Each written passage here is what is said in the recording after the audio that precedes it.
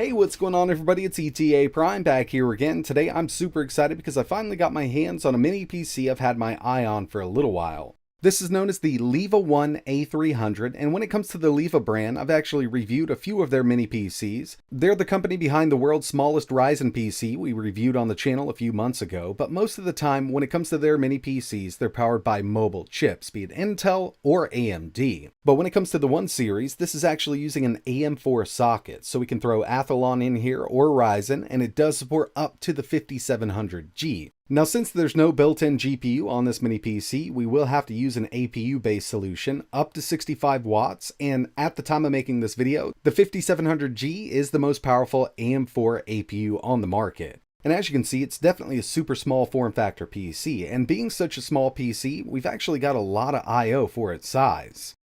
Inside of the box, you're going to receive the mini PC itself. It also comes with a stand. We've got a 120 watt power supply and the custom cooler. This is a copper cooler with a blower style fan, and hopefully it can keep that 5700G nice and cool because we've got 8 cores and 16 threads. We will be running this at 65 watts. Now, if I was to build a bigger PC with the 5700G, I can get this thing to pull around 180 watts, but in a small form factor, we need to keep it low. But I still think we're going to get some great performance out of this machine. Taking a look at the internals here, obviously this comes as a bare bones kit. You will have to add your own CPU, RAM, and storage, but it does have Wi-Fi 6 built in. It's already pre-installed, ready to go.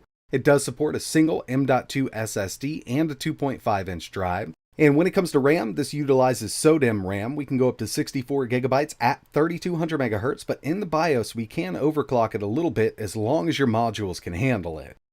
So putting something like this together is super easy. As you can see, we've got our 2.5-inch bay over here. If that's all you're going to use, you can use a mechanical or an SSD. I would highly recommend using an M.2 drive. You're just going to get a lot faster speeds out of it. And with this, it uses a clip system for that M.2. And for this build, I'm going to go with a 512 gigabyte Intel NVMe SSD. I'm also going to add a little heatsink here because they're cheap enough. There's no built-in cooling for the storage and these can get quite hot, so I've just added this little heatsink here. I don't need to remove that drive bay. They've left enough room to put everything in here. It's a screwless system. You could always add one if you needed to, but this little clip system does work out quite well with these drives. And I can get the system up and running with this drive and later on add a 2.5-inch SSD really easily. For the APU, I went with the 5700G. It's a 65 watt part. We've got 8 cores, 16 threads, base clock of 3.8 gigahertz with a boost up to 4.6. So we're just going to slot it right here in the AM4 socket. We're good to go there. Now it's time for the RAM. Like I mentioned, this uses SODIMM RAM, and I just opted to use 16 gigabytes of Crucial running at 3200 megahertz. And once I get this installed, the next thing I need to do is install the included heatsink. Now it's a very odd shaped heatsink, but it's got that blower style fan, fits perfectly inside of this case, and it also makes contact with the VRM on the motherboard. It does include these thermal pads pre-installed, but swapping this out a few times might be an issue if you lose one of those or kind of rip it up. So kind of know what you want to get into the first time. I would personally go with the 5600G or the 5700, but you can go as low as the dual-core Athlon APUs if you want. So we've about got this finished, just installed the fan, no screws here, it's got 2 little standoffs, and once we throw the cover on, we can take a look at the I/O. Up front here, we have 2 full-size USB 3.2 Gen 2 ports and 2 USB Type-C ports. These are also using USB 3.2 Gen 2. We've also got audio in and out, and moving around back, we've got our power input, full-size display port, full-size HDMI, they've left VGA here for some reason, a 2.5 gigabit Ethernet port, 2 USB 2.0 ports, and 2 more USB 3.2 ports. The rear USB 3s are Gen 1, the front is all Gen 2. And yeah, once it's all said and done, we've definitely got a super small form factor system. Just take a look at it right next to that Xbox controller. And when it comes to the operating system, you could install Linux if you want to, and I might do a dedicated video on that. But for this video, I've got Windows 11 installed. Okay, so here we are. Everything went off without a hitch, and as you can see, I'm using this in the horizontal position, but it does come with that vertical stand. It's really up to you. I just think it fits really nice under these monitors. As you can see, we've got the 5700G, 8 cores, 16 threads, 16 gigabytes of DDR4 RAM running at 3200 megahertz, and we will take a look at the BIOS in a second because there are a few changes we can make. And of course, we've got the built-in Radeon Vega 8 graphics at 2000 megahertz. When it comes down to using a system like this as an everyday desktop, it's going to work out just fine. We have plenty of power on the CPU side and the GPU side when it comes to everyday tasks. Web browsing, 4K video playback, email checking, you can do some photo editing on the 5700G, and some light 1080p video editing is totally possible. It does have that Wi-Fi 6 module pre-installed, so we've got really fast Wi-Fi here. You've also got the option to use 2.5 gigabit Ethernet, and so far through my testing, the cooler has actually held up really well. I haven't run into any thermal throttling yet, but I still got some more tests to do. From the BIOS, we can change this to performance mode, but it's in its stock form right now with the fan profile. And even with the heavy loads that I've thrown at it so far, I haven't heard it ramp up to 100%. Now I'm sure that this little thing can get loud, given that we have that blower style cooler system on it, but under normal use, it's definitely a quiet little machine. But before we move any further, I did want to test out Forza Horizon 5. Alright, so here it is. We're at 1080p low settings with resolution scale set to quality. Looking really good here, and if we turn VSync on, we can get a nice steady 60 out of it. We're a little over 60, and in the previous builds that I've done with the 5700G, usually I run this at 720p medium settings, and we get a really good frame rate out of it, but it does handle it at 1080p, as you can see. We're pulling close to 80 watts out of this APU, and the temps are looking pretty decent. We're at 75, 74 degrees. Not bad at all. I was expecting a little higher temps, given that we haven't changed the fan curve at all.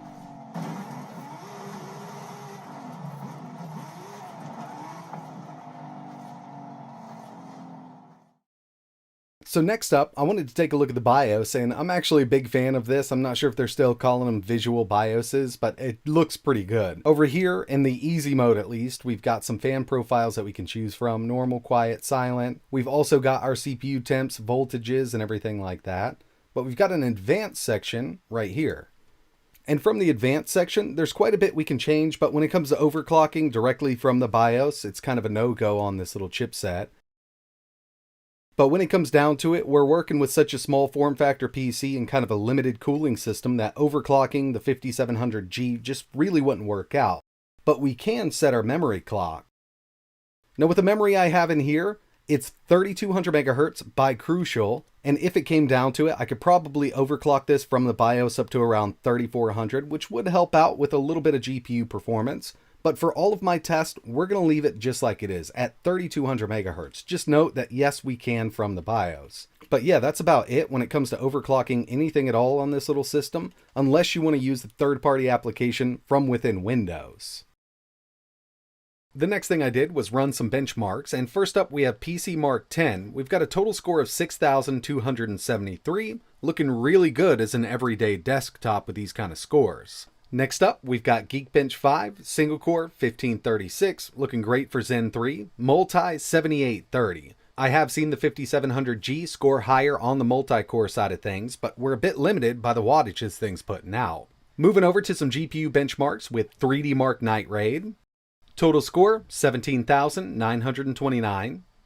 Firestrike came in with a 4,037. And finally, we have Time Spy with a 1,529. We could definitely increase the performance of the iGPU with faster RAM or just overclocking what we have, but like I mentioned, I wanted to run this at 3200 megahertz. But the way it's set up right now, these benchmarks aren't looking that bad given the form factor of this PC. So now we're going to move over to some more PC game testing, and then we'll get into some emulation. Here we have GTA5, and with the latest optimizations to the Radeon drivers, this game is performing better than ever on these APUs. We're at 1080p with a high normal mix, and I'm getting an average of 81 FPS. Totally playable on this machine. And remember, we didn't have to drop this down to 720 or even 900. We're at 1080 right now, high normal settings.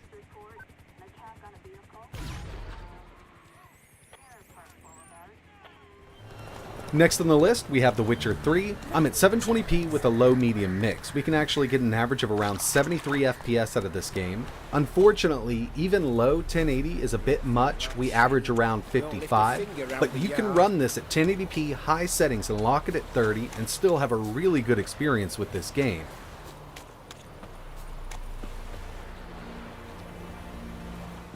I've been really impressed with the new patches to Cyberpunk 2077. We're at low 1080p, and I do have Fidelity FX set to performance, we can get an average of around 37 FPS. And this will run at 60 720p low, but I just wanted to see what it would do at 1080. When it comes to playing Elden Ring on this system, it's really trying its hardest to get up there to 60, but unfortunately, even at 720p low, we only get an average of around 52 FPS. With a little more on that GPU and some faster RAM, I think we could probably pull off 60 FPS, 720p low, but we're kind of limited here with that 3200 MHz RAM.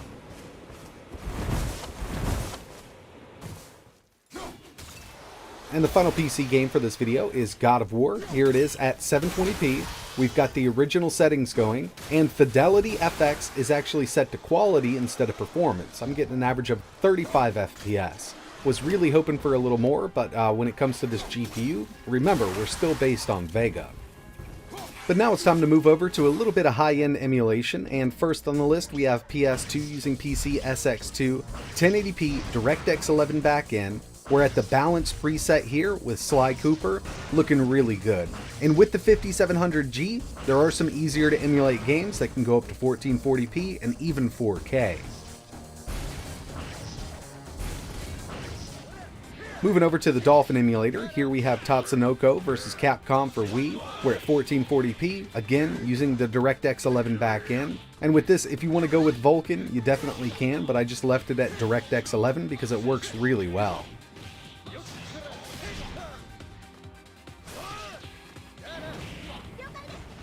And finally, we've got PS3 using RPCS3. Vulkan backend, we're at the stock settings, so it's 720p.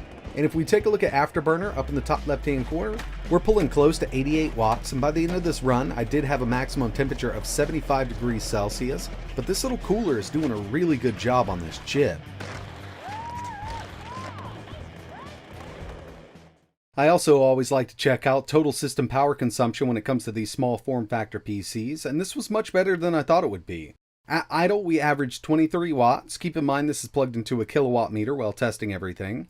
Average gaming, we got around 83, and the max I could get this to pull from the wall while maxing out the CPU and GPU was 118 watts. So yeah, I think the LIVA One is a great little mini PC. We've got a lot of different APU options we can add to this, from Athlon up to the highest end APU like we saw in this video, the 5700G.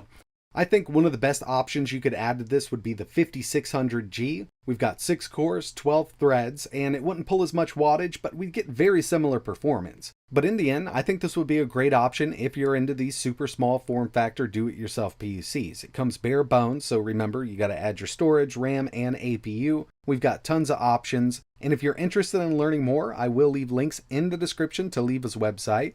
I'm also going to leave some links down below on everything else that I used with this setup you saw in this video. But that's going to wrap it up for this video. If you want to see anything else running on this rig, or if you have any questions, just let me know in the comments below. And like always, thanks for watching.